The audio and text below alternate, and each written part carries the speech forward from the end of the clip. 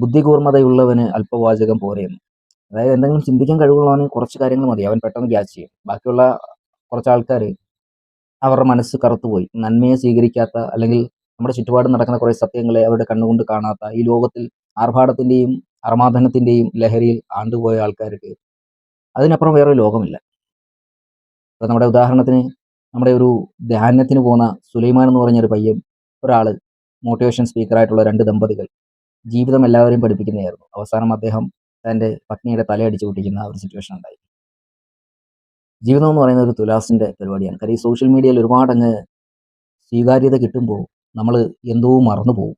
പക്ഷേ തൊലി ചുളുങ്ങുന്നിടം വരെ ഉള്ളൂ. എല്ലാ സെലിബ്രിറ്റികളും, കുറേ സെലിബ്രിറ്റികളൊക്കെ ഉണ്ട്, അവരൊക്കെ ഇന്ന് പാത്രം കഴുകി ജീവിക്കുന്ന, എനിക്ക് തോന്നുന്നു ദാദാ സാഹിബിനകത്താണെന്ന് തോന്നുന്നു, അതിൻ്റെ ആതിര എന്ന് പറയുന്ന ഒരു കുട്ടിയെ കണ്ടു.